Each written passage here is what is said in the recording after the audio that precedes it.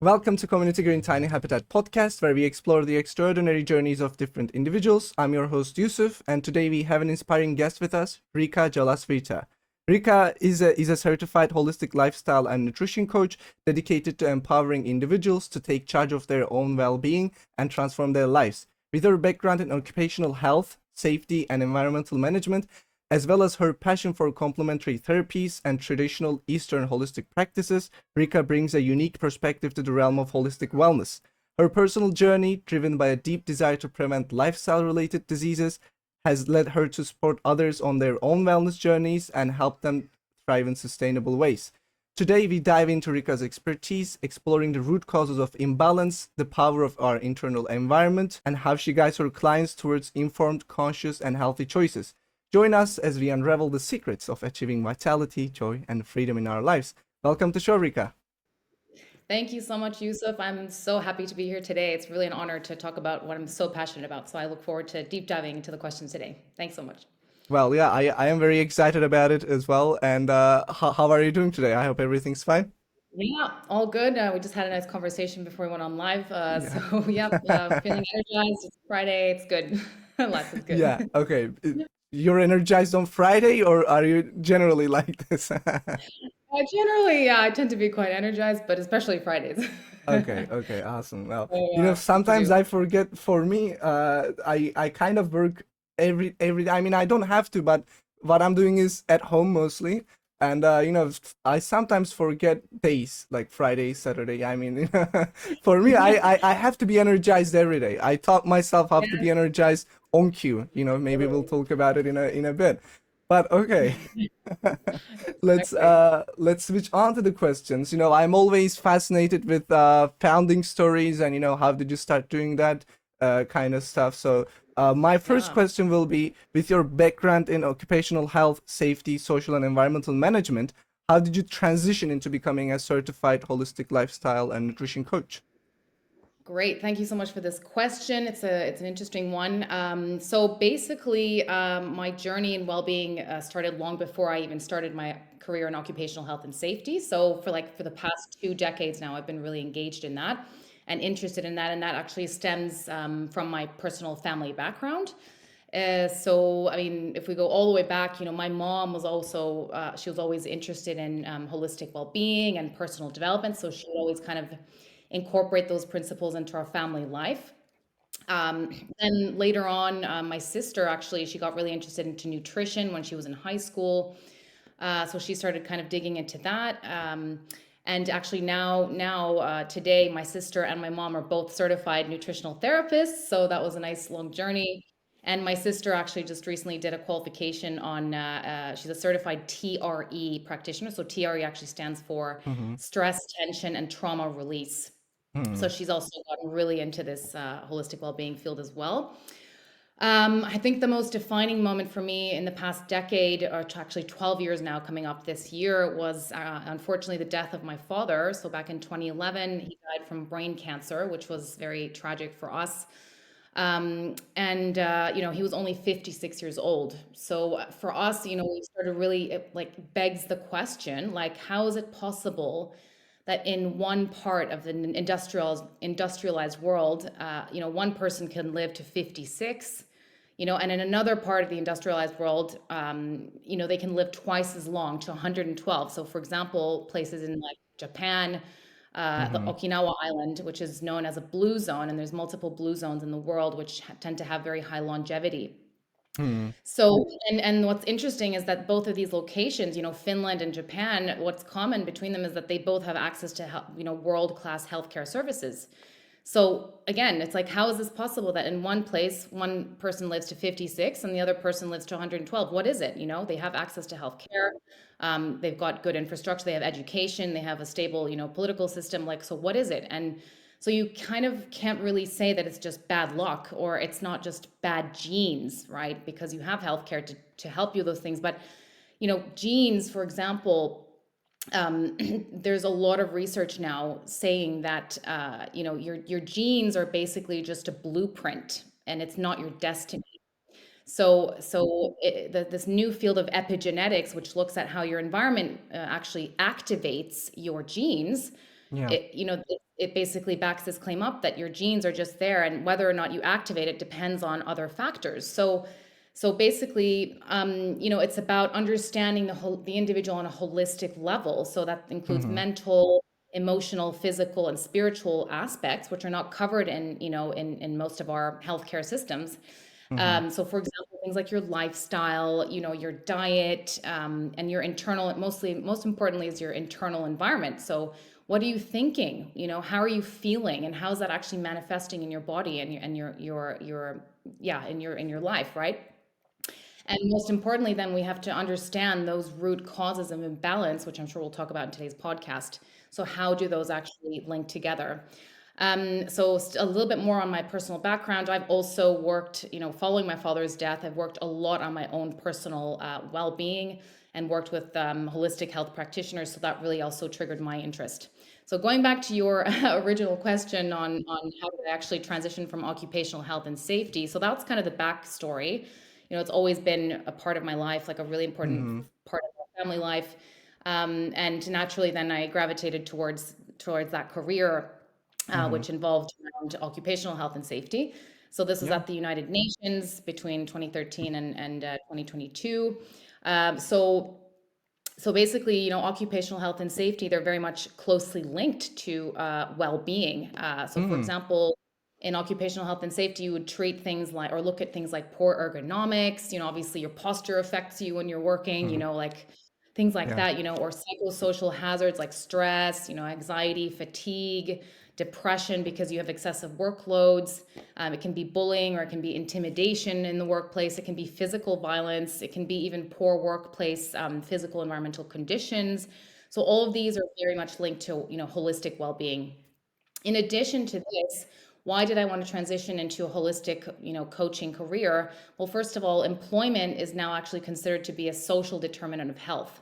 So what does that mean? It actually means that it shapes and deeply affects our well-being on a deep level because we invest so much of our time and our lives and our energy into our work. So we can't just say that it's a moot point, or that it doesn't affect us, right?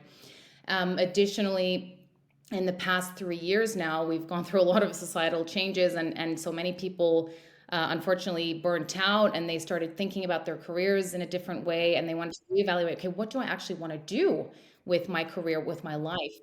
And what's great is that luckily this topic is now being much more openly discussed, and the linkage between your work and your fulfillment and your purpose and your health, and it's gaining more and more traction, more importance with time.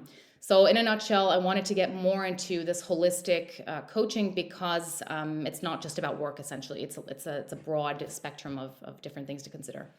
Yeah. Okay, cool. I mean, I think you're in a sense, I mean, if family was interested in this area all along, you're a bit, I would say you're a bit like, I mean, not everybody has to be coach on this area, but I think everybody has to know have some knowledge about in this, right? I mean, that's what you're trying to do as well. In a sense, what I see today's world, people are not able to turn inwards, right? Not, you're talking about internal environment, and we're gonna talk about that. And you said one of the most important things is the internal environment, right? But to really feel your internal environment or like change bits and parts of it, you gotta be conscious of it, right? And in today's world we are not really conscious of it, mostly at the Yeah, very yeah, least. Yeah. exactly. It's just that's the societal kind of model that we've had Yeah. to conform to.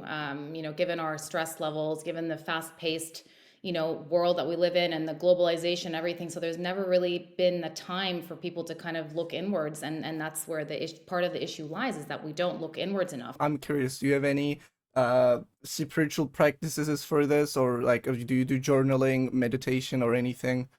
Yeah. Yeah, that's a good question. There's lots of things that I do. Well, one of them is I'm a really avid yogi. I love to do yoga. It's one of my passions. I try to go at least 3 to 4 times a week because it's a very balancing practice for your mind and your body. So you really connect with both aspects. Like you do a meditation at the beginning, and then you do breath work, which helps to slow down the nervous system, and you also get a great, workout at the same time. So actually what I do is hot yoga, and there's four benefits that I always reap from it. The first one is that you get a great workout because you're in a hot room, and it's like a constant flow. The second is that you get a nice meditational experience, especially in the beginning and at the end. You also get a lot of flexibility training, so you get to stretch and you get to kind of release physical tension, emotional tension. And the last is that you get a great detox effect from all the sweating that you're doing in the room. So yoga is definitely one of my go-tos. Another one is definitely meditation, and that, the benefits of that can't be understated. There's so much research coming out now on how meditation can actually mentally and emotionally and physically and spiritually really profoundly Hmm. influence you in a positive way. Um, so definitely I try to do that like at least once in the morning and once in the evening. So those are the two key things that I like to do, but there's a whole bunch of others we can talk about as well. Yeah, yeah, for sure, for sure. Yeah, I was doing meditation as well, but these days, no. These days I gotta turn inwards. Maybe this conversation will help me in the right direction, I guess. Hopefully, Good. and many others who are watching this, right? Let's go back into the things that you're doing, and one of my questions is, how do you incorporate your knowledge of complementary therapies and traditional Eastern holistic practices into your coaching approach? And by the way, I'm also curious, how did you learn those Eastern holistic practices, by yourself or with somewhere Mhm. else? Yeah. Yeah, great. Thanks for that question. Yeah, so basically, like I mentioned in the first question, or the answer to your first question, this goes back to my mom's passion actually 20 years ago. So she's the one who kind of introduced this thinking into our family and our daily family practices. So I learned a lot from her, and she kind of triggered that, and then my sister and I picked up on it, and we've been gradually building on that into our own lives. But just to answer your question, I kind of wanted to talk a little bit about what is complementary here, because there might be some confusion. So complementary, it can be a therapy, it can be medicine, it can be an approach. Basically, are like additional methods that are used along with traditional medical approaches. So, for example, let's take the case of my father when he was undergoing treatment for his brain cancer. Traditional medicine would approach it with medication. They would approach it with immunotherapy, um, chemotherapy, radiation, and surgery, right? So that's kind of the classic way that you would approach a cancer diagnosis. So complementary means that it simply, literally complements these Yeah. traditional medical approaches, right? Alternative is another word for this kind of field that I'm interested in. So it's basically used in place or in lieu of traditional medical approaches. So it can be complementary or it can be alternative, right? So what is this world of complementary and an alternative refer to? Um, well, it can be things like, the body supporting the body's natural ability to heal itself. So, Hmm. for example, you can look at nutrition. So, if you feed your body, the right nutrients, then you basically enable the body, or you improve the chances of the body to get in a homeostasis, like a balanced state, because it has the nutrients it needs to actually thrive, right?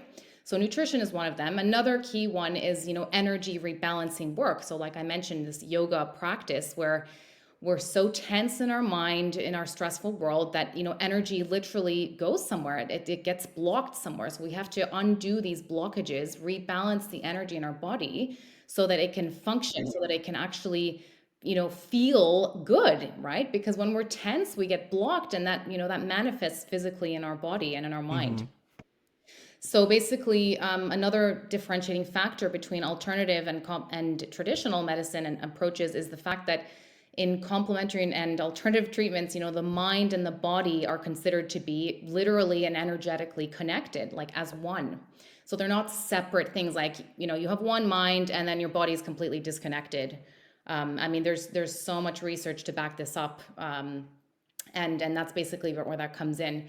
So, for example, what are some examples of complementary approaches? That can be things like yoga, like I mentioned. It can be Tai Chi, which is working with energy fields and the universal energy called Qi. It can be traditional Chinese medicine, which looks at how different foods work differently for different people. So it can be like cold foods, hot foods, things like that, and they're tailored to the individual's composition to the individual's needs, right? It could be Ayurveda, which comes from India, which also is a very holistic approach to mind, body, and soul medicine, if you will. There's also things like acupuncture, which helps with various things. You've got shiatsu, which comes from Japan, which is essentially like a therapeutic massage or body work. You also have things like even art therapy, color therapy. We've also got sound and music therapy, which have to do with like frequencies and vibrations. We're just energetic beings, which vibrate on certain like we're just energy, frequency, and vibration essentially, and these therapies kind of play into that and support our mind, body, and soul to rebalance those vibrations. Another thing could be, for example, like mindfulness based stress reduction. So, like I mentioned, meditation, even practices like feng shui, which looks at how you basically rebalance energies in your home and in your life. Yeah, lots of different approaches. So What about basically, psychedelics? Have you ever just I wanted to yeah. put there in. Yeah, Yeah, that's an interesting one as well. I'm not a special in psychedelics, but it's definitely an yeah, up and coming field, which yeah, I would like to look into further. But definitely something that is part of that complementary world as well, and is actually being more and more used in traditional medical approaches as well yeah, true, yeah. nowadays. So it's definitely up and coming. So one thing I wanted to note here is that it's quite interesting, that there's this deliberate choice of wording when we use complementary or alternative, because these holistic practices, they've been around for thousands of years. They came long before what we're used to now, like the traditional Western model. So we had herbal remedies long before any of our other approaches that we're used to now. So in a nutshell, to answer your question, like how do I apply this principle in my own coaching? So I apply the same approach with my clients, basically that the mind and the body are connected, literally and energetically. So that's why whenever I refer to the mind and the body, I actually use a hyphen. It's called the mind body, mind hyphen body, because they're just one entity. They function together. So, in a nutshell, here is that what you think and believe in your mind will physically and physiologically be felt and manifested in your body. I want to go back to one thing though. That's just Sure. it's in my mind. You said the complementary and alternative medicine because these things, as you said, I think let me tell you this. When I was in high school, I was into science, like I was very into it, right? And I was very Mhm. materialistic in a sense. I mean, I love science still, but back then I was like, if you can prove it, then you pass, and if you cannot prove it, then you don't pass. I was very materialistic in a sense. Then my spiritual path and also some other things, like some other possibilities, opened up very later on in my life. Mhm. So, I mean, many of the stuff that you said already, like science proven, but still maybe some of the stuff are maybe not. I don't know. And when people say alternative medicine, some people get triggered, I guess. So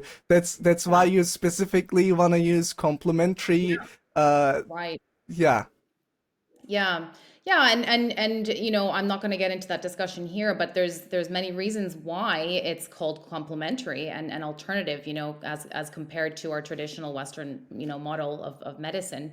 But there's so much research on all of these different aspects that are, that's coming up now on how yeah, these approaches can really benefit you and support your body's natural ability to heal itself. So for example, there's so much research now on meditation. So they're literally doing meditations in groups live, and they're tracking live, the difference in their like stress levels. There's even changes in their blood values, and all this amazing research, which can help to basically treat different diseases and cure and support, yeah, support the yeah. body's ability to naturally heal itself. Yeah. Yeah, definitely. I mean, I don't want to get into that discussion as well. That discussion is endless, and I mean, It's it's long. pointless mostly. I don't. Mm. I just wanted to like ask if you wanted to, because you said I'm not using alternative but complementary. Is that the main reason you do that, or that's what I was a bit curious about? So you mean like the question is which word do I use or? Like complementary, because you said that you didn't you say, as a side note, Mm-hmm. also I'm using complementary, not alternative Yeah. medicine, Yeah, I in mean this. it's both. I mean, it's just referring to the same thing. It just depends on how you use it Yeah. with traditional medicine. So you can use it either with or alone. So that was just to clarify that. Ah, okay. But so my coaching work is it's holistic, and again it can be used with traditional medicine approaches, but it can also be used without. So that's basically the clarification there. No, no, it's clear now. Okay, let's go into imbalance, right? And Sure. we just talked a little bit about it. What are some of the root causes of imbalance that people commonly face in their lives in today's world? Yeah, it's a great question. Thanks for that. And a really important one, actually, that's the foundation of my coaching work with clients. So the first Hmm. question, before I answer your original question about what are these root causes, the first question is why is it important to understand root cause? Why do we need to even talk about root cause in the first place? The answer to that is because otherwise we're simply managing the same and or additional symptoms that will continue to recur. And I'll explain that in a little bit. So basically, we need to go as upstream as possible in the chain of events. So symptoms are basically downstream undesired events that result from something. I mean, it doesn't just happen to you. I mean, in most cases, it doesn't, unless you're, hit by a meteor or something. It comes from, outer space. But most of the time, we are we are impacted so much by our own internal environment, right? So Hmm. we have to understand like where do these symptoms come from. So it's kind of like domino theory. I'm not sure if you've ever heard of that. Actually, I wrote about it in an article recently, which is available on my website. So the case for root cause analysis for well-being. So I can Okay. I go into that in further detail. But in a nutshell, I borrow this framework from occupational health and safety. So, what is domino theory? It basically suggests that there is a chain of events Hmm. um, that triggers. Basically these root causes trigger a series of consequences in the individual, which is then manifested through their thoughts, their behaviors, the quality of their relationships, even the kinds of work that they choose. And these lead to downstream events like burnout or, gastrointestinal issues or weight gain or whatever have you, right? So we have to go all the way upstream and understand where do these come from, because otherwise we're just paddling in the same pool of water. We're not getting anywhere because it's just managed symptoms. We have to understand where do they come from. So to your question, like what are some examples of these root causes?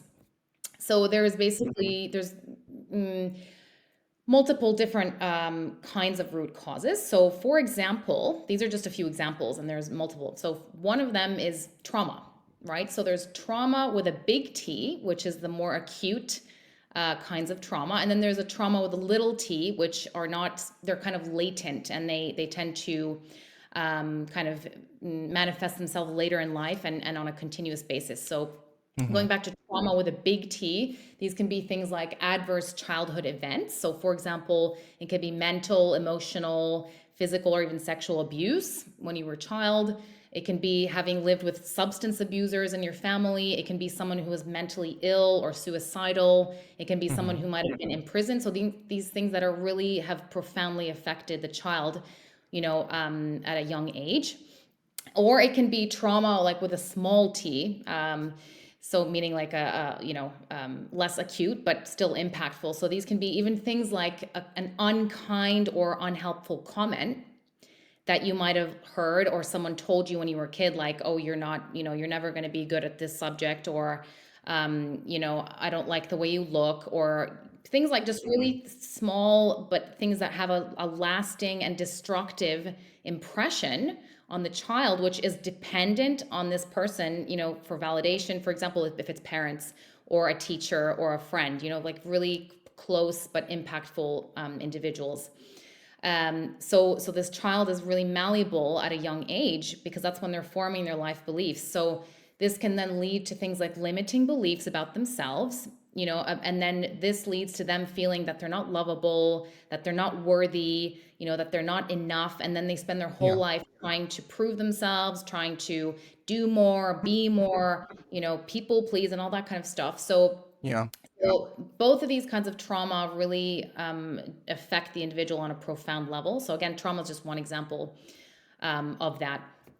So if you want to kind of look more into those details, obviously there's qualified practitioners who can really get into that trauma healing and all of that. But my job as a coach is essentially to help clients connect the dots between what symptoms they're experiencing and why. So we get to the root cause, and Hmm. then my job is to help them, help direct them to the appropriate resources to actually resolve those.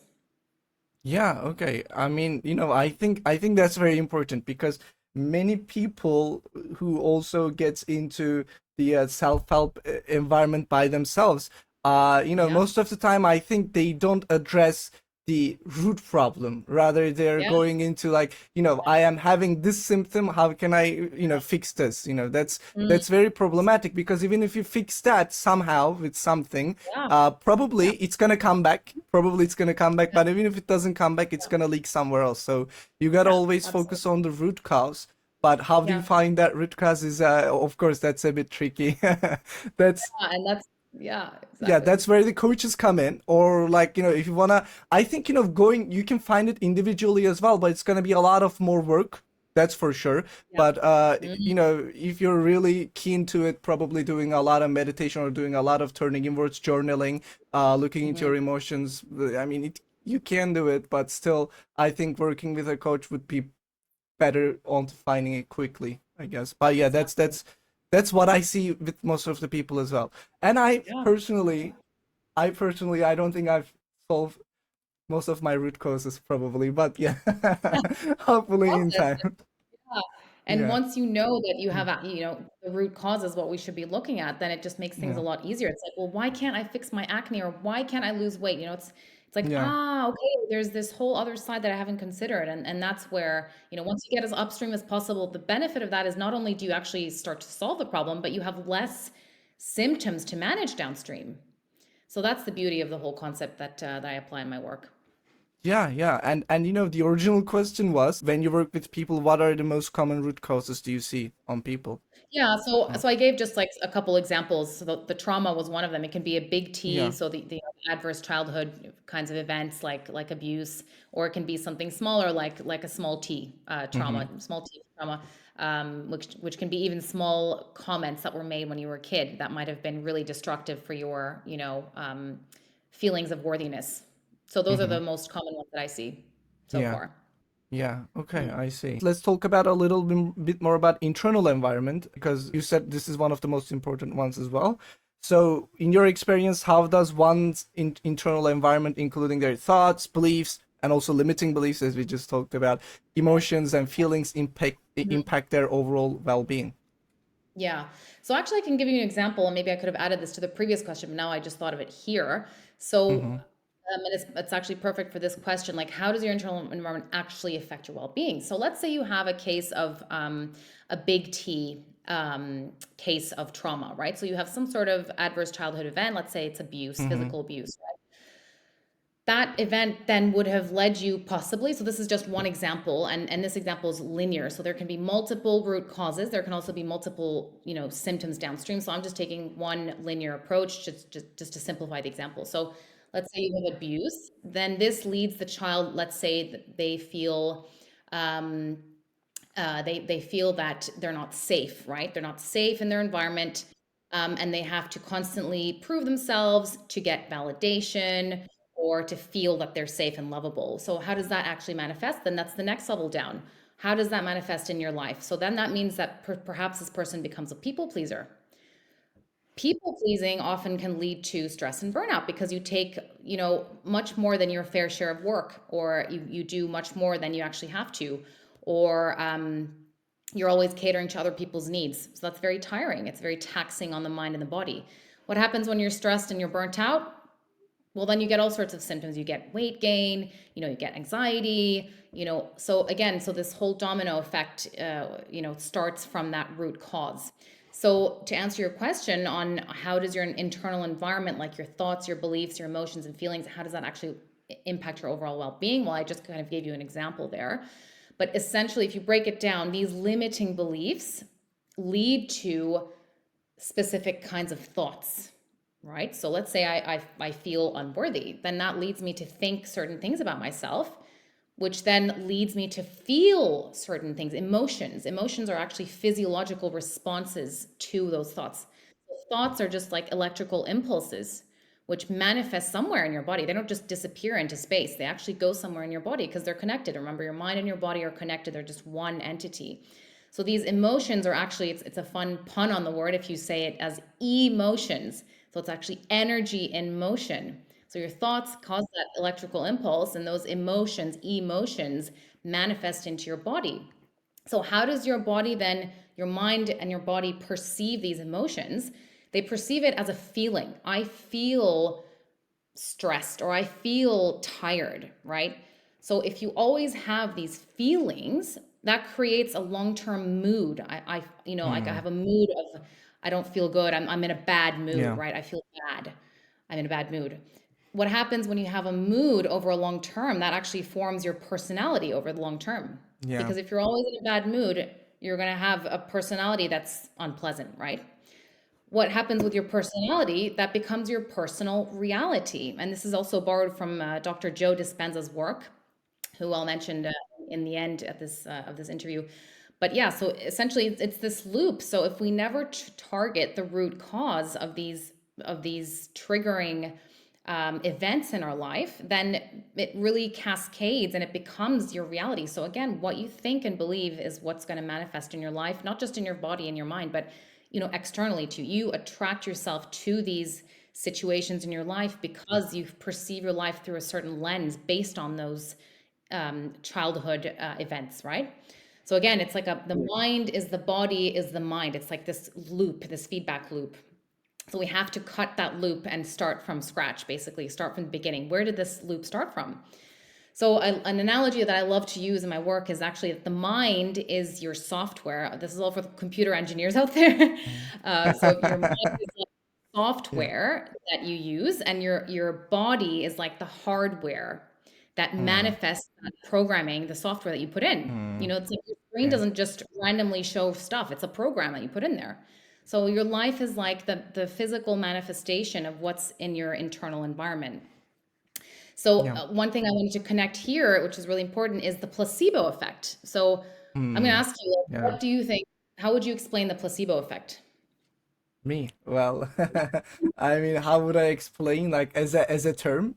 It's Yeah, like yeah, placebo effect where people think they got something else, but they conceive something. Okay, okay, wait. My English is not my native language, right? Let me think this through.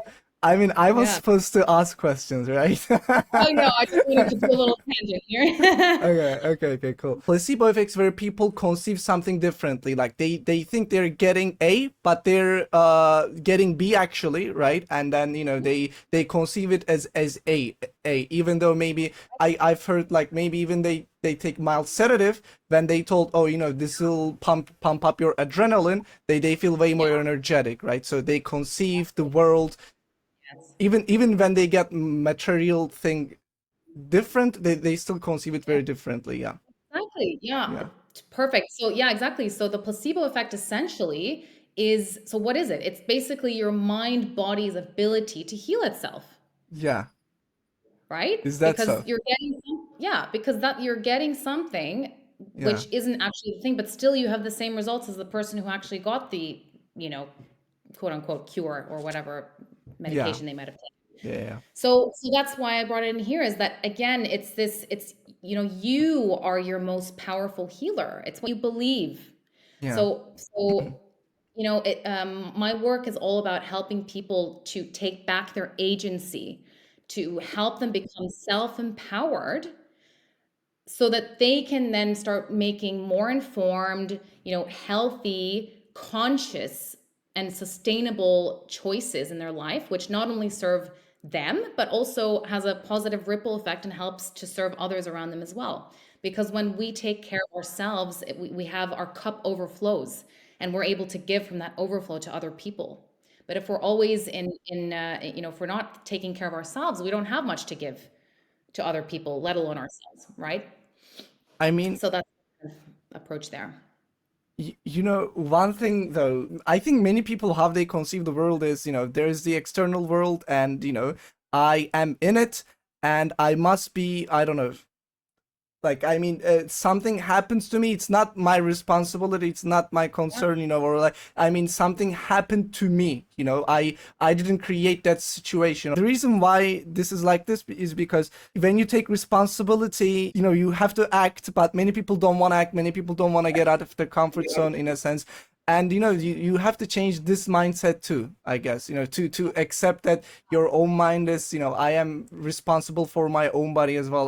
I'm responsible for my own healing, and whatever yes, happens in my life, it's my responsibility, right? But it's a bit hard to do so, it's a bit hard to yeah, accept, because then mhm, you have to, for example, even with trauma, right? I mean, mhm, right now they created some sort of a way to deal with their trauma, maybe whether it's people pleasing, I mean, even if it's negative, they found a way to deal with that trauma, right?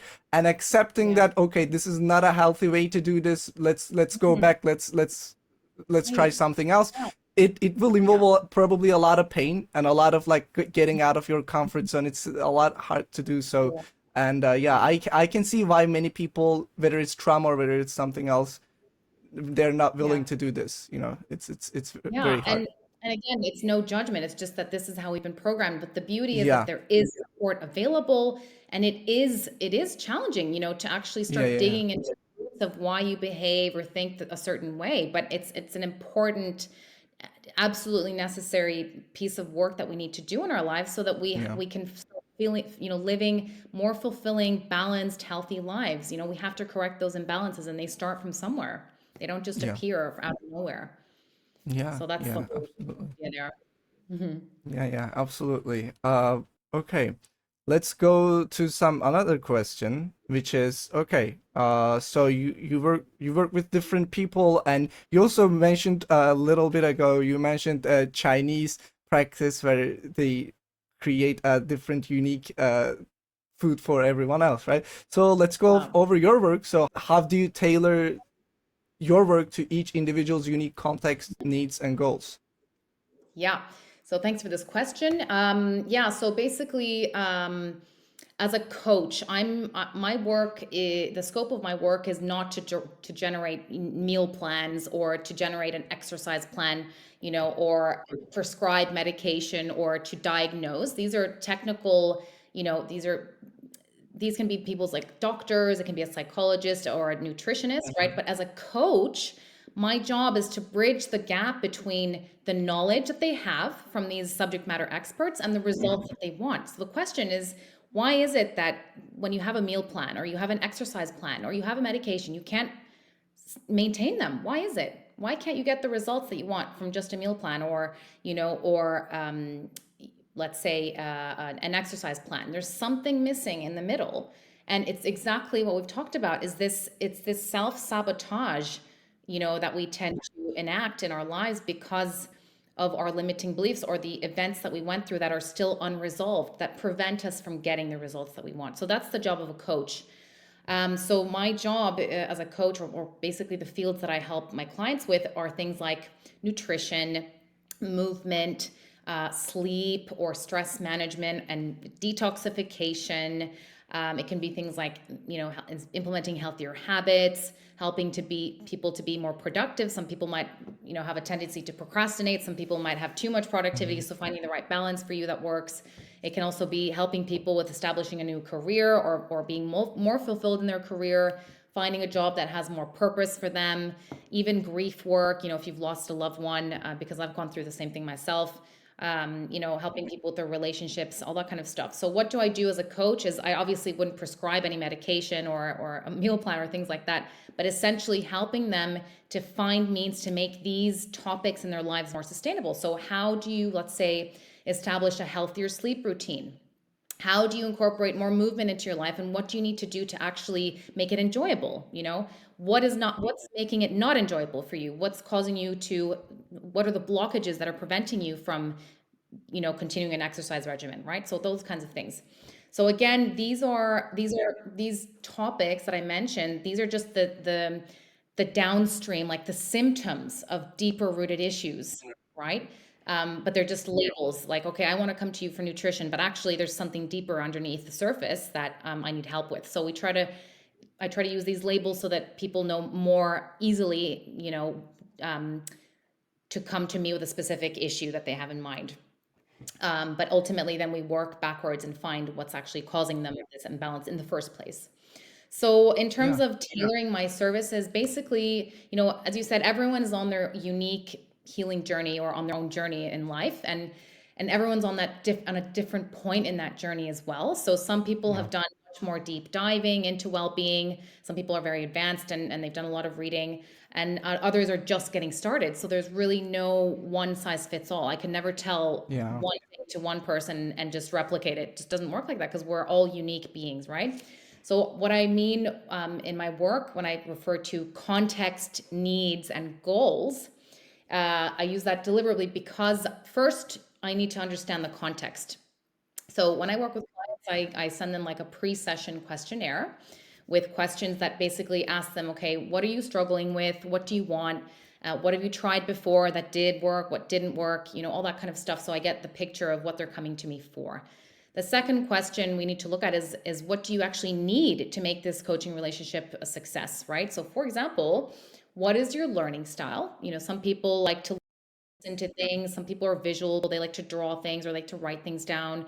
Some people are doers. They're kinesthetic learners, like to actually physically do things like go for a walk or cook a meal. So everyone has a different learning technique, and it's essential that I ask them that, because if I don't tailor my services to what they actually need, then it's not going to be very helpful for them.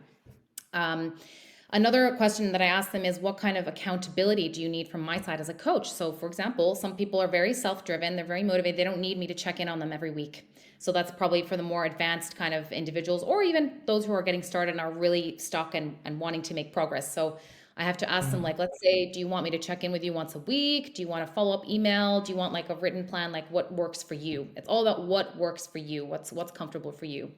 And another question I might ask is, okay, what pace are you willing to move forward? Are you like super driven? Like, do you want to finish this relationship in 3 weeks, 6 weeks? That's why I also offer different packages that they can choose from. So, do you want one session? Do you want 6 weeks, 12 weeks? Depends on what is the nature of your concern or your struggle.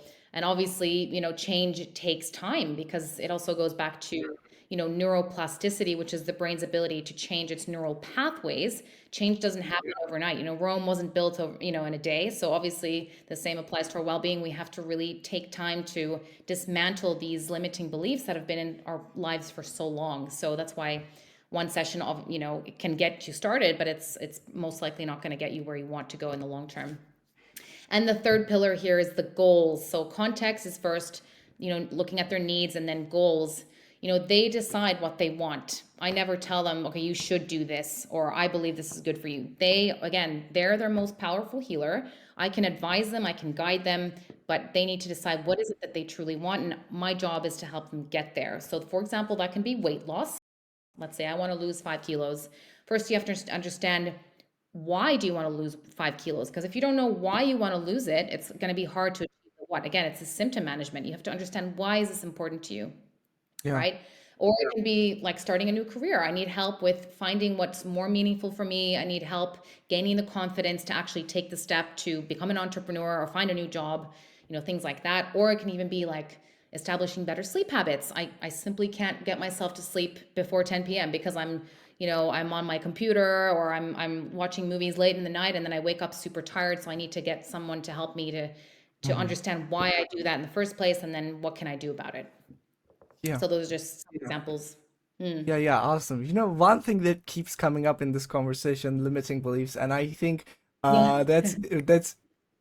that's really, really important. I meet with different people always, like in a month, I meet with dozens of new people. So what I see mostly is people always say, I can't, right? I mean, they have some sort of like, whether it, for example, couple of weeks ago, I met with a lady. She said, I can never ever, and she articulated that, and I tried to deep dive into it a little bit, but she's not budging her mind. She said, I can never fix my sleeping Yeah. schedule. She's dedicated that, and she's saying Yeah. it out loud again and again and again. And I mean, this is maybe a limiting belief, but I've seen tons of different limiting beliefs. For example, let me tell you one that is very popular in Turkey, which is, I cannot learn English. You have to go to abroad to learn English, in a sense, and you don't have to. I mean, I personally have never been in abroad, and I guess I I am doing this Yeah. podcast, and Yeah. Yeah. the idea of, if I don't go to the abroad, I cannot learn English. That's what their limiting belief is, right? And many people have different, about money, about relationships, about sleeping, about anything. They're not aware. So what would you say? How would they maybe pinpoint their limiting beliefs? And if they wanted to tackle it, how would they do that? Or like, how is that Yeah. process in your opinion? So I think the first thing that came to mind when you mentioned there about your culture is that it doesn't have to be just in your family. That's again, that was the examples that I Yeah, gave for root causes is just one, it can be trauma within your family or within your yeah, friends, but it can also be cultural. Like this is yeah, just what we yeah, do in this country. Or it can also be your religious beliefs. Like this is what yeah, my belief tells me that I should do, and therefore I can't step out of that paradigm. It can be, it can be a whole bunch of different things. So the best thing to do is to start going backwards in this domino theory and really looking, okay, where does, basically it's like five whys. I'm not sure if you've heard of the five whys, but for every problem, go backwards five whys. Okay, why do I have this problem? Okay, it's because of this. Okay, why do you have that problem? Okay, it's because of this. Okay, why do you have that problem? So five times essentially is like the same as domino theory. So if you could do five whys, that will help you to really zoom in on what is causing this cascade of symptoms in your life. yeah. To me, the notion of I can't is a bit, these days. It's no for me. I don't think I don't say I can't. I mean, there must be a way, right? I Yeah. guess changing the mindset, and this is really important in my opinion, because I think limiting beliefs, it keeps coming back, but limiting beliefs, everybody has some sort of limiting belief, whether or mostly what I see is money in here, like money, about language, about many of the stuff. I highly think, even if you don't want to do any self-help work, you should probably do look into your limiting beliefs. It's that Yeah, important. It was that sure. important for me. I had a lot of limiting beliefs Yeah, myself. totally. And But we yeah, all do, yeah, we're all we're human beings, yeah, we're on this journey and nobody's perfect. So it's about finding, this balance in your life, understanding understanding that the more negative emotions, but also finding ways to get more joyful emotions into your life. So finding this, it's like the yin and the yang, right? yeah, So it's not about just being happy all the time, or obviously we don't want to stay in the negative zone either. It's about living this human experience, which is full of emotions, but just not letting them define who you are. And again, to your point about how would you actually start to identify your limiting beliefs, well, one thing which I'll mention more in the end here is that we have to start being more careful about or start looking more at how we are thinking. What are we telling yeah, ourselves? Yeah. Like being more conscious of what we actually think and what we say to ourselves, what we say to other people, how we treat ourselves. That's one way to get to the root causes, is what am I thinking and why? Where does this come from? yeah, So the language that we use is really important, because the more you repeat something, the more reality it's going to become for you. Again, this whole mind body yeah. loop. Absolutely. For example, for that lady, she's saying it again and again and again. I can't. And if you say that much, obviously it's gonna be your reality. It's Yeah. the mind. Actually, you create your own reality, right? Your mind is, for example, sometimes I think, this reality exists right now because I am here. This mind is here, right? Yeah. And one thing, one thing that I remembered right now. Ages ago, I've read like Tony Robbins' Awaken the Giant Within, and Mhm. I still remember that book because it has a lot of wisdom packed into it, even though it was a long time ago for me.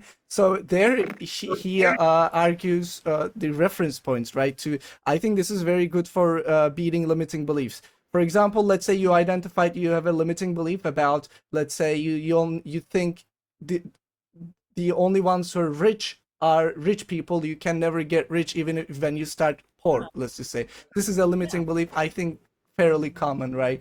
And one thing that there in the book, he gives an example as, imagine a table. It has bunch of what do you call, legs, right? Yeah, it has a bunch of legs, and you need to Mm-hmm. break those legs in a sense. So you need to find other reference points to Mm-hmm. improve that. For example, if you see a bunch of poor people becoming, rising up to the top, then you're actually seeing, oh, okay, there are a lot of different people who actually has done this. So it's creating different reference points, different table, different Mm-hmm. legs, and breaking onto the other legs would be, I guess, in a way to Yeah, beat limiting exactly. beliefs. Yeah. Yeah. And role models is another point that I wanted to mention in one of your questions here. Yeah, role models. Who do we, where do we focus our attention? Not just about the language that we use, but where does our focus go? Because where your attention goes, that's where your energy is going to flow. So if you're only thinking about negative role models, well, that's what Hmm. you're most likely going to gravitate towards. But if you look at other people, how did they do that? Yeah. Why did they do that? What steps did they take? All this kind of stuff that Tony Robbins very much teaches in his work as well. Yeah. So positive role models, it's an important one. Yeah. I mean, I like, to be honest, when I first joined in this self-help work, I read a lot of Yeah. Tony Robbins and also his kind, the works like that. I mean, I like practical works. I still do. These days, though, it feels a little bit similar to me. Like when you read a book, it's kind of similar derivative from some Tony Robbins or some other person's book. Yeah. So I Yeah. I try to have different tastes these days when it comes to self-help, Yeah. and yeah, Great. I guess Yeah. this And it's conversation is one of them, I guess. Okay. it's great to be minded and really expand your breadth of knowledge. You gain something from every book. Yeah. Yeah. Yeah, Mm. absolutely. And one of my questions are about books, but let's before that, let's talk about some other things. I don't know if you Sure. work with organizations, but there are a lot of unhealthy stuff going on in organizations as well. So, uh, my question is for organizations looking to establish a corporate wellness program, how do you assist them in taking better care of their employees? Yeah, so this is a great question. Thank you so much, and very important. Like we talked about in the beginning, it's Hmm. becoming more and more important because employment is a social determinant of health now. Um, so there's many things that organizations can do to actually start, implementing more well-being into their culture, into their operations, into their impact. One way to start is basically that it has to be properly resourced, right? Because if it's not a corporate priority in the organization, it's not going to get the attention and resources that it needs. So, for example, nowadays we have many organizations that are starting to hire, for example, a chief well-being officer. That role didn't exist previously. Or maybe a chief health officer. So, someone who really takes charge of the issue, makes sure that's actually mainstreamed in the organization, make sure that it's resourced properly, make sure that it's measured and monitored and um, and managed properly in that Yeah. organization. So it's not just an HR issue, which was previously the way of thinking that, okay, it's related to people, HR will take care of it. But now it's much more expansive. And I think it's a great trend that they're starting to hire, C-suite, level Yeah.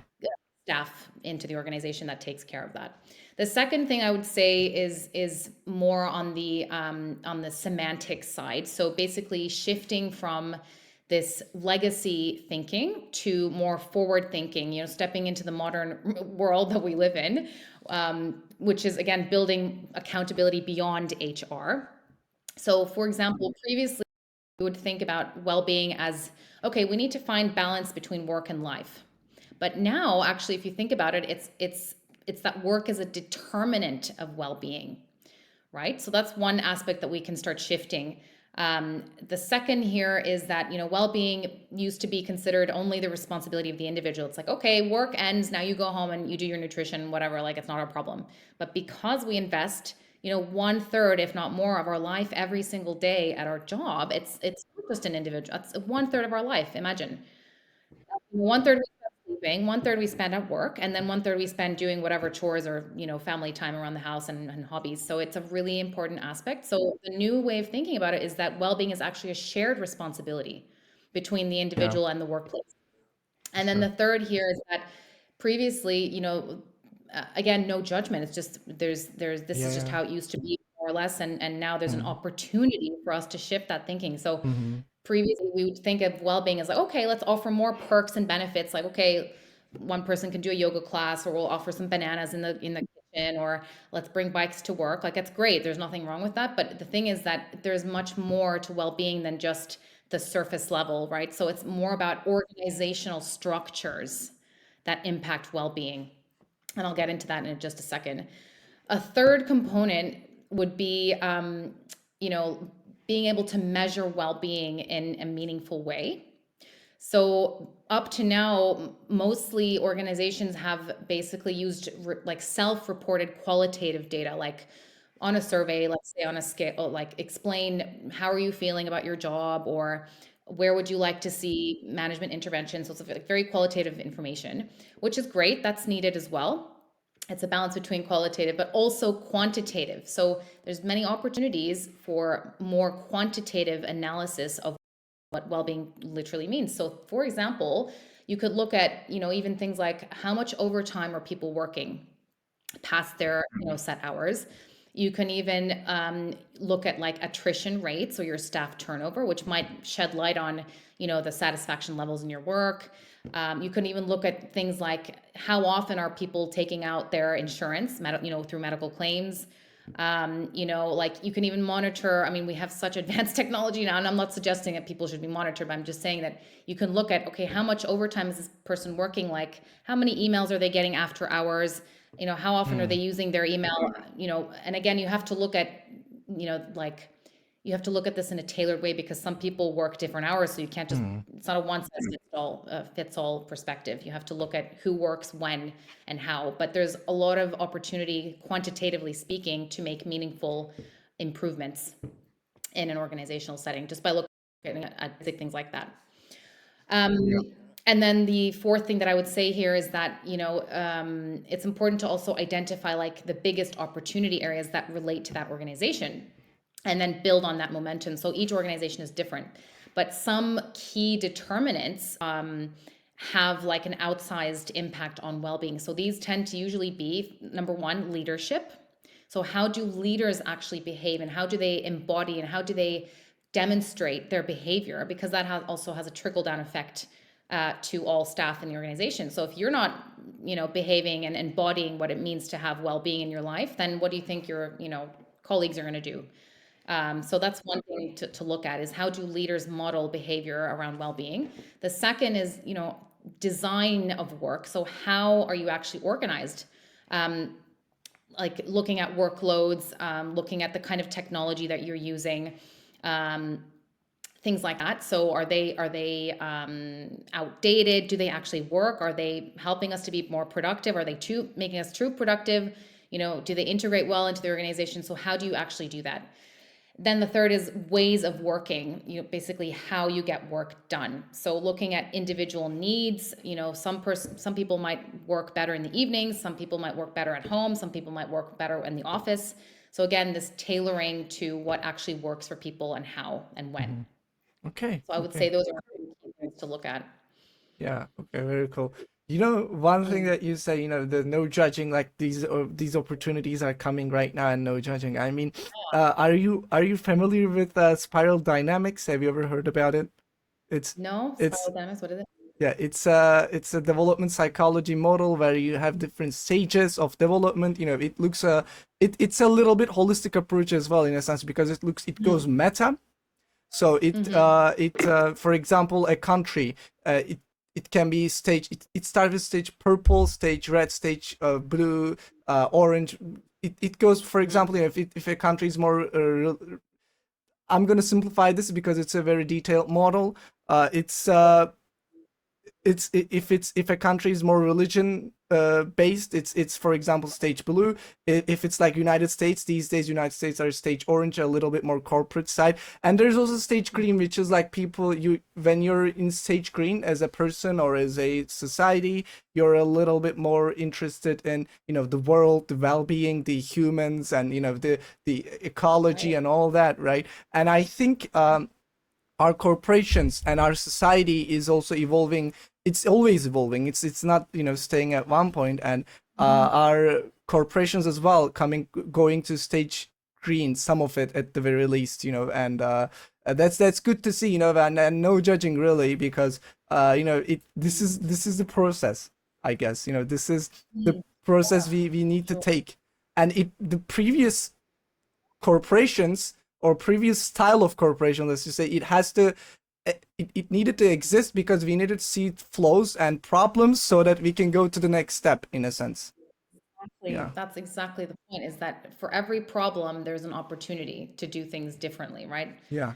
So Yeah. we're in the crux of that now, especially after the past 3 years. There's so much opportunity to reevaluate what is working, what isn't working, and how can we actually make it better. So that's why I just love this field, and yeah, there's just so much work, good work to do. Yeah. Yeah. I love that kind of attitude as well, because the Yeah, criticism only, and just yeah, pointing bad fingers to each other, it's not gonna fix anything. exactly. You gotta be able to change it by seizing opportunities, in a sense, looking in a Cool. different mindset. Yeah, Yeah. I Okay. agree. Let's go on to another question, which is, so can you share a success story of someone you've worked with where they were able to manage Mm. their stress better and achieve significant improvements in their well-being? I guess you can't have names, but Yeah, maybe in of course. anonymized way. Yeah. Yeah, that's one of my principles in work, of course, as a coach, is confidentiality. But Yeah, yeah, for I can sure. give you the personal story here. Is that, yeah. So one particular client that I worked with late last year and also earlier this year, I think would be a good example here. Okay. So she came to me with a lot of stress and anxiety as a result of her job. So we, of course, given everything I've explained already in this podcast so far, the first thing we did was we worked through, okay, what is causing this stress in the first place? What are those root causes of imbalance that's causing this stress down the line? So we talked about things like maybe she had some dysfunctional family dynamics going on that she previously wasn't so aware of. So we really highlighted that, which led to some limiting beliefs and even low self-worth, things like that, which then trickled down the line and caused her to be a workaholic, even, or not even a workaholic, but just taking more than her fair share, and ending up really stressed and anxious, and to the point of burnout. So then the second thing is we looked at, okay, what are some means to actually resolve those imbalances? What can we do about it? So first, after understanding where these come from, the second thing we looked at is, okay, we need to get clear on, what do you actually want? Like, what is it that what do you want to focus your attention on? Again, it's about this positive role model, or what's the direction that you do want to go to, and rather than focus on what are the issues. So really getting clear on what she wanted, reframing those limiting beliefs. Hmm. And there's many ways to do that, not just with the language that we think, but also, things like journaling, really monitoring what kinds of Yeah. thoughts you have in a day, doing a meditation and observing what kinds of feelings come up, all that kind of stuff. So really reframing those limiting beliefs. Maybe even doing like inner child work with qualified practitioners who are specialized in that. Again, finding positive role models to help, direct her focus on what she did want, um, as opposed to what she doesn't want to focus on. And then, for example, establishing some healthier habits to support that change process. So it's kind of like both ends of the spectrum. So tackling the root causes, but also helping with the symptoms at the same time. So it's like proactive and reactive. So, for example, getting to sleep earlier, or eating your meals mindfully, or putting in place some boundaries with your relationships and things like that. So it's kind of like a holistic approach in that sense as well. So that's one example. And what was great is that then she contacted me again earlier this year. And after she had continued with all these practices that we had together worked on and established, she wrote to me again, and wanted to work together on a continuing basis. So after the first 3 weeks that we'd worked together on this initial stress, she actually realized, wait, hang on, the stress is not actually the problem here. It's that my job isn't even fulfilling anymore. So it wasn't just stress, it was about not having enough purpose in her job, which motivated her to go to work and improve those symptoms. So what she did is that she actually ended up quitting her job. so that she could focus on a full-time study, like a qualification program that she was doing. And the reason she wanted to do that was so that she could change her career ultimately and do something more meaningful. Mhm. And in the meantime, take some time off to recover from her stress and anxiety. So in the second round of work together, we then tackled, you know, issues around confidence. So how can we build her confidence to, first of all, follow through on this qualification program that she was completing, which she successfully completed after we'd worked together. And then we worked on confidence on actually preparing to launch her own business. So she had some really clear ideas on what she wanted to do for her business.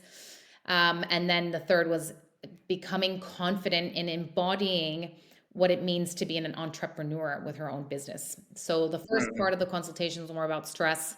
And then the second part was more about confidence in becoming this new person that she truly wanted to be. So yeah, again, it was about empowering her to manage her stress, you know, understanding where these issues came from in the first place. And when she understood them, she realized she went even deeper and like, oh, actually, this is not really even the problem. Like, this is the problem. Yeah. And then through that, she was able to actually find confidence and start doing something that was much more meaningful to her. So I think that's a really great success story from one of my clients, and I'm so proud of her. Yeah, awesome, Yeah. awesome. So her one of her root causes were like she didn't actually like her job as she thought she was, right? And I think this is kind of common as well, right? I mean, uh many people lives that. Maybe also, Mm. your passion of your job can die in a sense too. Maybe when you started at first, it's something, Mm. but then it changes, I guess. Okay, then let's go into this. Since you shared this success story, what advice would you give to someone who wants to start their wellness journey but feels overwhelmed or unsure where to begin? So, yeah, it's a good question. It does tend to, you know, sometimes be overwhelming because there's so much. Yeah, there's a lot of information. There's lots of misinformation as well, and when you're just getting started, it can be really daunting. But that's what a coach is here for. Also, why I love my work because I've been there myself, and so now I can, you know, hopefully help more people to get there faster, with more clarity, with more confidence, and with more ease. You know, get through that change process. So what I would suggest is first you need to step out of this daily hamster wheel, you know, this daily programming that we're in, and start by taking like a bird's eye view of your life. So what does that do? It actually allows you to start observing your thoughts, your habits, your feelings, you know, your behaviors, your reactions to people or situations or circumstances, just by observing. How do they do that though? How do they So, get to take that? so there's many ways. So you can literally just sit and, for example, do meditation and see, okay, Yeah. how am I feeling right now? Why do I feel like this? Where is this coming from? Or journaling, like writing down what Mhm. did you experience in the day, you know, things like that. And just really start by taking an objective as possible view on your life so Mhm. that you can step out of this unconscious programming. It's like a hamster wheel. That's why we call it a hamster wheel, because it goes Mhm. round and round and round and round. Nothing changes in that hamster wheel. Yeah. Whereas if you start observing your thoughts, your reactions, your feelings, you start observing, you become like this bird's eye view, right? And you become more conscious. You can step into like conscious living, and you can start becoming the creator of the life that you desire. Because when you can start connecting how you feel with, you know, where it's coming from, that enables you to change things, right? So, but whereas if you're in unconscious mode, living the same thing, doing the same thing every day, having the same relationships, having the same thoughts, you know, I mean, we have like 90,000 thoughts a day, and 60% of them are like negative, you know? Really? So how much possibly can Yeah. can be implemented if it's the same thing every day, you know? And yeah, so basically, you know, when you're conscious of how you're living, then you can Mhm. start to create something new. Because most of us don't even realize that I feel bad, and I don't understand why I feel bad. I just feel bad by default. There's no question as to why or what can I do about it. So if you start asking yourself, how do I feel and why do I feel this way? You can work with a coach to do that, to get to the root cause of that again. So that's where I come in. But when you start understanding how you're living, then you can start creating a new reality for yourself. And you can actually start asking the beautiful questions like, how do I actually want to feel? Who do I actually want to be? What do I want more of in my life? What do I want less of in my life? Rather than just being on this default hamster wheel where it just goes on and on and on, until we basically burn out. So my philosophy is that you don't have to wait until adversity to make a change in your life, because unfortunately that's largely what happened in my family with my father's death, is that by the time we realized all this stuff, it was already too late. And so my mission is to help people realize now, like, you can do it now, today. You can start making a change, even if it's like one small thing. Start by going to sleep earlier today, just 1 hour earlier, even 30 minutes earlier. And then you can start building a new habit, something that's going to contribute to your well-being, Yeah. or instead of going to getting junk food takeout today, start by cooking an easy, simple, healthy meal at home. You'll feel Yeah. better about yourself. You'll physically feel better because you don't have those toxins in your body, all that kind of stuff. So really start by observing what you're doing, how you're feeling, what you're thinking, what language are you using Yeah. Yeah. to That's yourself, to other people, right? So again, this is what a coach really helps to do. Yeah, again, like I mentioned in the beginning, it's our job as a coach is to bridge that knowledge, the gap between the knowledge that someone has and the results that they desire, and essentially moving the client from where they are to where they want to be. yeah.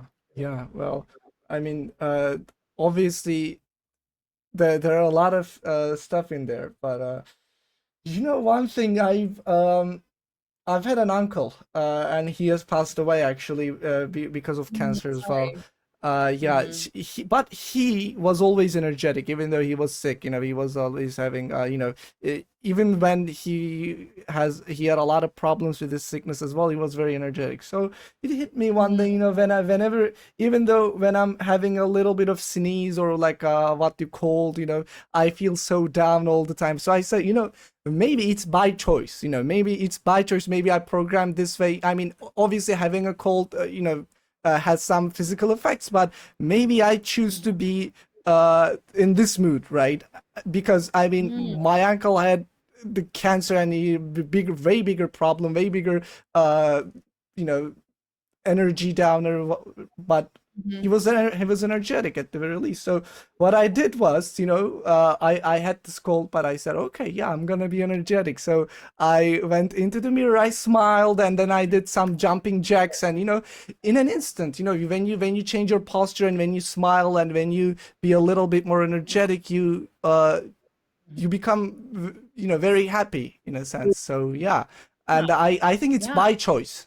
It is Mm, by choice. You mm, you can at sure. this instant become more energetic. Obviously, looking at bird eye view, solving the root problem is important. But even when you don't do that, even right now, I guess you can be energetic by choice. Yeah, For sure. And also something that I think is useful here is what you mentioned is it's a choice, that you can choose the thoughts. Like, you're free to choose your thoughts. Thoughts are yeah, free.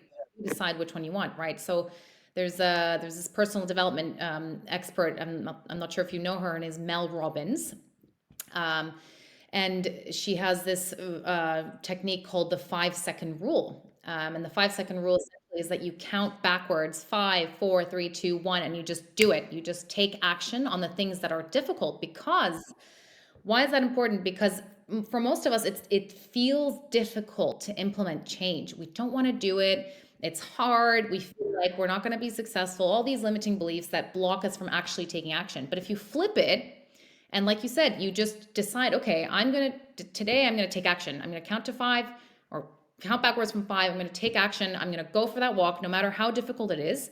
And then I start feeling good about it. yeah, So instead of feeling good about it first, which is often hard for people, take action first, and that's going to help you to feel good. And that's a vicious circle, because when you feel good about it, you're going to take more action. yeah. So those little micro, steps forward are really critical, and in the process towards working on our well-being. So that's one thing I would additionally suggest there. Yeah, That's a big misconception on motivation, because many people think the motivation will come externally.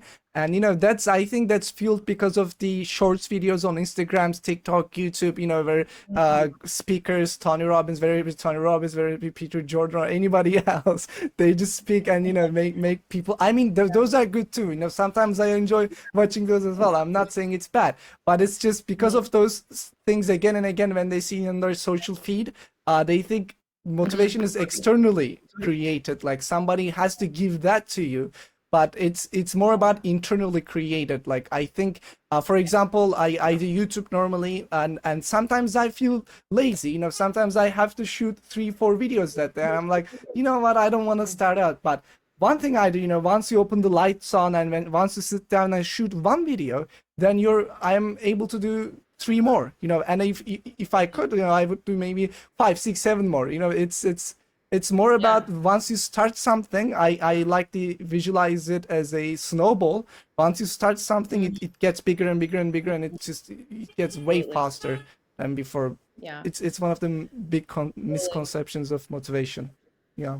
Yeah, I mean, the thing is, like we talked about positive role models. So I think what's worth mentioning here is that, positive role models, obviously they're external to you, and they can inspire you to take action. Sure. We do need like the external motivation. That's what a coach does, is to Yeah. support you. So I think the positive role model side there is really important, but also understanding your role and your responsibility in your own change process. No one can do the work for you. So that's the whole point, is that a coach can guide you, give you the resources you Yeah. need to get there, but ultimately it's you who takes the action, because then it's sustainable. Then it's not a codependent relationship anymore. Yeah. Ultimately, I want people to be self-empowered so that they can go off and do their thing on their own and make good Yeah. choices for them and their surroundings, right? It's not that I want to keep them here so that, because that means that the work isn't finished. If they still need me to support them, then that Yeah. means there's still work to do. Yeah. So, but I think external motivation or inspirational sources can be quite useful. It is useful. Okay, let me actually re-clarify this. I think what I meant was, and I lived this, when I was in high school, I was using a lot of social media. These days I don't. Even though I'm creating on social media, these days I don't. But back then I was using a lot. And one thing that was happening, I wanted to create change in my life. My sleeping schedule was bad. Everything is quite bad in my life, right? In well-being side, totally wreck. But the thing is, before I went to the sleep, I was always watching motivational videos. Then I was going to sleep. Then I was getting up and doing nothing. It's the same as today. And so the problem was, I think the problem is social media in most of the sense. I mean, not the external motivators, but the thing is, it turns out to be a mental masturbation in a sense, when people watching it again and again and again and again and don't take any kind of action. That's what I meant. Obviously, external motivations and role models are quite important, but there is that misconception of, I need to watch this to energize myself always. No, you have to be independent. In the end, that's Right. what the goal is, right? Yeah, And exactly. the motivation comes when you do something, when you act on it, right? That's what I Totally. tried to Yeah. say. Yeah. And another side note is that I'm also not, a proponent of constantly doing something. Like, it's not about, okay, today I'm going to do a Ah, million yeah. things. So that's also not sustainable. We also need to take a break. Sure. Like, Robin Sharma has this Sure. amazing, Sure. concept about twin cycles of elite performance.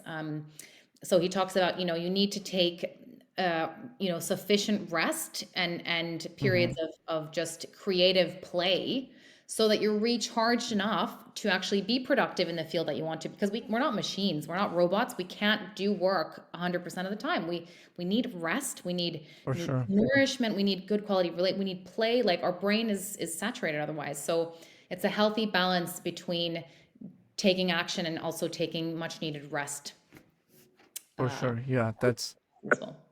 That's another piece of the pie, I guess. Okay. Yeah. So, my last questions here. So let's go a little bit personal again. In website, you mentioned your nature photography and animals, and how do these hobbies contribute to your own well-being and balance in life? Is this where you actually mentioned, I do my work, then I I do this kind of work too, maybe? Yeah. Yeah. Yeah, it totally is, and I love that question because it brought a smile to my face when I read it. Yeah, so basically, these are two activities that I love. So the first one is photography. I do need to start using my proper camera though. But I'm really an amateur, and but essentially, like nature and any kind of photography really is like a healing art for me. Um, and why is that? It's because it literally and emotionally allows me to focus on beauty around me. That's the whole point, I think, of photography is obviously can highlight the not so nice things in our world too, but I think it's a great tool if you want to find something that inspires you and um, and do photography around that. But for me, it's all about finding beauty around me. And so nature, I think, is full of beauty.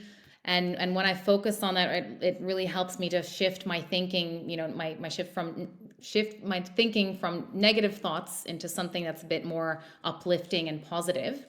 So like I said earlier, is that I think it's this balance of finding joy, sources of joy in your life, but also tackling what are the causes of imbalance in our life. So this is one way that I actually find joy in my life is Hmm. yeah, finding all the beautiful things around me and taking photos of them.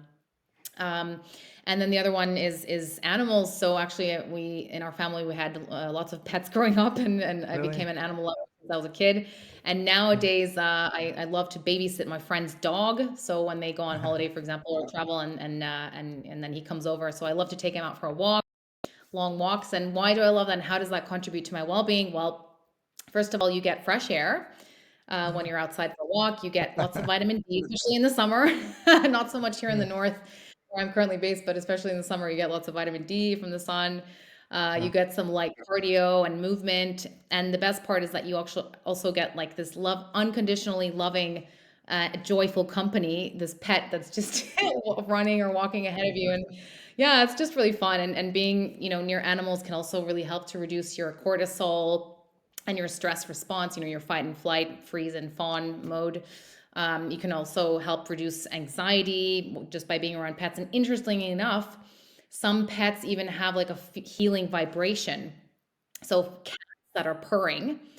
So remember I mentioned earlier in this sessions that we're just energy, frequency, and vibration, right? So everything essentially is energy and vibration. And so cats, when they're purring, that a positive impact on our well-being. It can actually balance out our energies. So and also the tactile, impact when you're petting a pet, Mm. that Yeah. can help us to increase our feelings of feeling good essentially. Yeah. So those are two things that I like to do to find more joy. Awesome. I personally like to take long walks as well. I mean, I don't have a pet. I don't have a dog right now. I would love to get. I'm a dog person, by the way. I wanna I wanna get a dog in the future. But Right. so I when I take walks, one thing that happens to me, I think what I call this as a shower effect, in a sense, your mind is not working the usual things.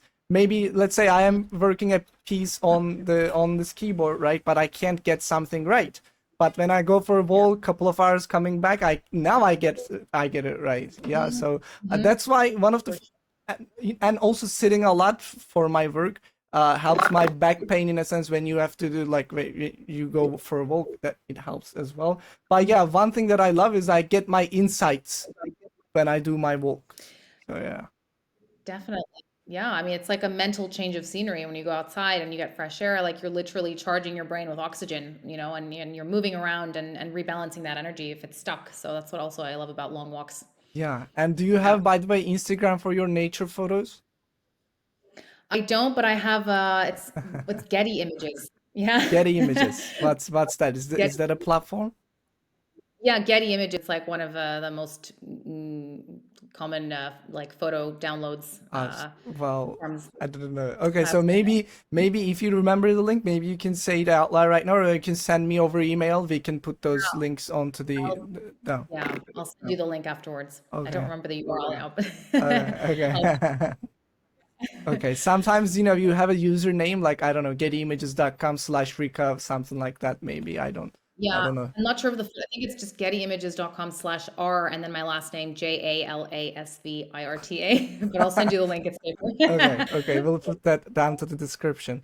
Okay. Sounds So good. then my last question is, could you Mhm. share any books, authors, or thinkers that have profoundly influenced your work and your worldview? Oh yeah, this one's I tried to narrow this down. There were so many, but I Yeah. think because you asked about most profoundly influenced my work, I think yeah, there's several authors that I would like to mention and which would be helpful for anyone wanting to start or continue on their well-being journey. First of them is Dr. Joe Dispenza. And he's actually one of the inspirations for the name of my business. I'm not sure if you caught that one, but it's called Infinite Holistic Wellness. So I'll explain that in a minute. But essentially, Joe Dispenza, he has 3 books, which I've read all of them, and just really fantastic sources of inspiration and so much in-depth knowledge on personal development and healing. So one of them is called Breaking the Habit of Being Yourself. Interesting title. I love it. The other one is You Are the Placebo. So making your mind matter. And then a third book, which is called Becoming Supernatural. So how common people are doing the uncommon. So definitely I would check those books out and just Joe Dispenza's work in general. He's just absolutely fantastic. Another one, also a second influence for the name of my business. So this guy's called Dr. Joseph Murphy, and he wrote this book called The Power of Your Subconscious Mind. So how these 2 authors influence my work? Well, first of all, my business, as I mentioned, is called Infinite. So it's a play on words. So infinite, like instead of finite, it's infinite. So basically, Joseph Murphy has a quote which goes, in your subconscious depths lie infinite wisdom, infinite power, and an infinite supply of all that is necessary. So that's basically to say, we are our most powerful healer. We have the resources. We tap into them. We just need to release all the stuff that isn't serving us, and we will be, capable of amazing things. And then the second part of the word is innate, so infinite. So it's just spelled differently. Innate is essentially refers to our innate healing. So Dr. Joe Dispenza, he has a quote in one of his books where he talks about how our bodies do have an innate intelligence that enables them to serve us with a chemical array of natural healing compounds. So our tapping into our body's natural ability to heal themselves through all these different approaches that we've talked about, the complementary healing and the root causes and all that kind of stuff. So that's basically those 2 really profoundly influenced my work and my worldview and inspired me to the moon and back. So hopefully many more can read their work and be also inspired. And some other great authors include Dr. Bruce Lipton. So he wrote about the biology of belief. So that's actually a book that he wrote several years ago, and it literally talks about how your belief affects your biology, right? So again, this connection between the mind and the body. So I love that book. I recommend it to anyone who wants to get into healing. Another book, not so much about healing, but about productivity. Something that really influenced me profoundly was Robin Sharma. So he's a productivity master and talks about habits, the power of habits. And his book is called 5 a.m. Club. So how you can use your time more productively and how you can get into habits and build a life that you desire. Another one, which I love to pieces, is by Deepak Chopra. So he kind Yeah. the gap between the Western medical model and the Right. Ayurvedic model from India. He has just amazing insights on well-being. And one of his books that I love to pieces is called Spiritual Laws of Success. I So I actually highly read that. recommend. Did One you? thing. Yeah. Yeah, really Yeah. good, that one. And all of his other work too. If you go on his website, you'll find retreats, you'll find amazing articles, books, like you name it, podcasts, everything. Mhm. Um, some other ones that I follow actively are, for example, Dr. Josh Axe. I'm not sure if you've heard of him, but he's very well known in the sphere of like holistic lifestyle and nutrition. Who also has many great books. So he talks about like how you can use, food as medicine, um, and all sorts of different herbal remedies and lifestyle hacks and things like that. So I definitely recommend him for almost anything that you have a question with, like technical question. He's got the answer. Also, Dr. Wendy Myers. So she's an emotional and physical detoxification expert. So she talks about how our lifestyle, contributes to poor health and what you can do about it to actually to detoxify those elements from your life and live a more light and inspired life. And then a few other books that I have on my list here include Greg Braden. So he's got this book called The Divine Matrix, and he talks about essentially how we're all just energy and how everything is connected. And again, this connection between your mind and your body and your external environment. Super insightful, super inspiring, and just changed everything for me. And highly recommend that book. One I would suggest for anyone is, again, to become this conscious creator of your own life is a book by Christy Whitman called The Desire Factor. And it talks about how, when you have that desire within you, how you actually can manifest it into your life physically. And she talks about all the different kind of aspects and steps to take in order for that to manifest. And really just a great book. I could go on and on about this list, but I think those are just a few No, it's examples awesome. of The yeah. thing is, when it comes to self-help books, as I said, I am always open to recommendations, because many of the books that I read is it feels repetitive, especially when it comes to more practical books, not like not like a little bit more spiritual, but when it comes to practical books, so it's a bit more repetitive. So I want to avoid that. And if somebody else had a lot of time and read all these different bunch of books and want to recommend some, I'm always open to it. But I think when I'm editing this video, I will have to take notes on each book you said, because you said a lot of things. But yeah, okay, Yeah, cool. It's for great. sure. Yeah. Okay. So Thank you. This is no, please really go on. great to Yeah, I was going to say I could go on about this list and would happy to deep dive with anyone who wants to work with me and dive deeper into this subject. So Yeah. this is I just a think really so I think for now they have enough books. yeah, Yeah, exactly. I think to read all of the things that you mentioned, they would need a year or something like that. Maybe after a year, we'll do another episode and you'll continue the second part of your book. Yeah. For Okay. sure, for sure. Awesome. So then, do you want to add any commentaries, anything that you want to say to our audience, anything to summarize maybe, because these are Yeah. my questions are I mean, finished. Yeah. yeah, Yeah. thank you so much, first of all, for the questions. It was really fun, and I could again talk about this for hours, but I know we don't have all day. But I would like to say, first of all, yeah, thanks for the questions. Thanks for the really interesting engagement and for also picking this up and bringing this to light, because I think this is a really important topic. I think people's well-being is super important because, like I said before, if you don't take care of yourself, then you can hardly take care of anyone else. And that has such great consequences for everything around us. When we take care of ourselves, we take care of our business, we take care of our society, we take care of our environment, right?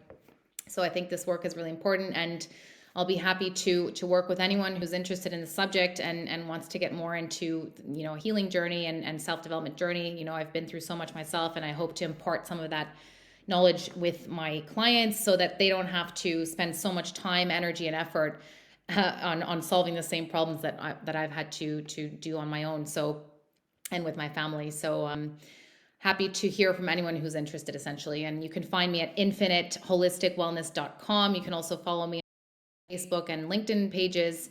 And yeah, and Yusuf, probably you can put those in the Yeah. show Yeah. notes here. Mm. Yeah, yeah. I always put the show notes onto where you can follow, where they can follow the guests. But I was gonna Yeah. ask if there are any particular like social media. I know your website, Hmm. but is there any? Because I couldn't find. Is there any particular social media where you share? Because you said you're writing on the website as well as a blog, maybe. Yeah, Yeah. so basically on my website, so infiniteholisticwellness.com. So there's a Mm-hmm. page called media. So that's where I'm putting all my like external articles or whatnot.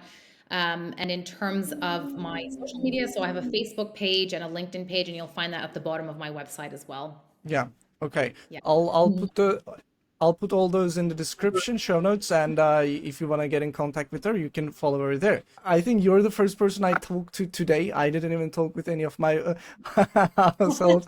It's been great. I really enjoyed our conversation, and thank you for coming in. And you know what? I mean, I've done this for like Tiny Habitat community, but I think I kind of personally needed this as well. These days, I'm a little bit sidetracked of my personal development and spirituality. I guess speaking about these topics is kind of a cold water effect a little bit right now. But yeah, thank you. I really enjoyed our conversation. I really enjoyed it too, and I'm glad if this has helped you in any way, shape, or form. That's the objective here is to slowly start moving the pin in the right direction. So I'm glad to hear. Yeah, awesome. And we are hoping it has the same effects to our viewers as well. All right. Yes, sure. Thank you so much, Yusuf. Thank you. And thank you for whoever is watching this video. And we'll see you in the next episode. Bye bye. Thank you. Bye. Bye.